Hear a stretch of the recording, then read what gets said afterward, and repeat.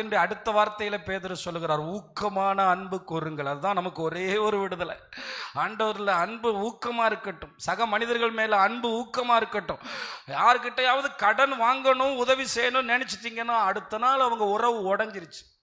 யாருக்கிட்டையாவது ஏதாவது உதவி வேணும்னு நீங்க நினைச்சிட்டீங்கன்னா நாளைக்கு அந்த உறவு இருக்காது. அன்பு கூறுகிற கடனை அல்லாமல் வேறொன்றிலும் கடன் அவங்களுக்கு நான் அன்பு கூறணும்னு மட்டும் நீங்க செய்யுங்க. நிறைய நேரத்தை சொல்லுவோம், நான் அவன்கிட்ட கேட்டதே இல்லை, ஒரு தடவை தான் கேட்டேன், அந்த ஆள் வச்சுக்கிட்டே தரலன்னு, அன்னைக்கு உடஞ்சிருச்சு. அதனால தான் சொல்றாரு, நீங்க ஒரே ஒரு கடன் தான் கொடுக்கணும், எனக்கு அன்பு கூறுங்க, ஊக்கமா அன்பு கூறுங்க. இன்னும் எவ்வளோ கூற முடியுமோ கூறுங்க. எனக்கு எப்போ முடிவு வரும்னே தெரியாது. நைட்டு படுத்தவங்க இன்னைக்கு இல்லை, மரணத்தை நினைத்து பார்க்க கூடாதவர்கள் இல்லை. நம்ம முடிவு ஒரு மகிமையா இருக்க வேண்டுமானால் நீங்கள் அதை மட்டுமே செய்யும்படி ஆண்டவர் இன்னைக்கு அழைக்கிறார்.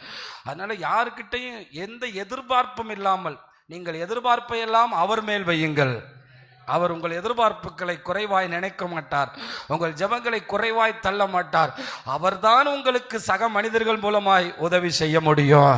அவர்தான் உங்களுக்கு உறவுகள் மூலமாய் உதவி செய்ய முடியும். என் மனைவி எனக்கு உதவி செய்யலை, என் பிள்ளை எனக்கு உதவி செய்யலை, என் குடும்பம் எனக்கு உதவி செய்யலை, இவைகள் முடிவுக்கு ஒரு மோசத்தை உண்டாக்கிவிடும். உங்களால் முடிந்தவரை தூக்கமான இல்லை என்ன அன்பு ஆண்டவர் மேல கொடுத்துக்கிட்டே இருங்க, ஊக்கமான அன்பு. அதனாலதான் பக்தன் இப்படி பாடினார், ஊக்கமான அன்புடனே நேசர் சேவை செய்குவேன். ஊழியத்துக்கு மட்டும் ஏதாவது கிடைக்கும்னு வந்தோம்னா முதல் நாளே சோர்ந்து போயிடுவோம்.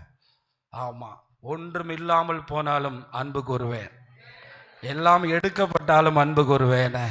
எடுக்கப்படும் போது தானே தெரியும். எல்லாம் இருக்கும்போது ஸ்தோத்திரம், எல்லாம் போகும்போது ஸ்தோத்திரம் பண்ணா ரெட்டிப்பான நன்மை.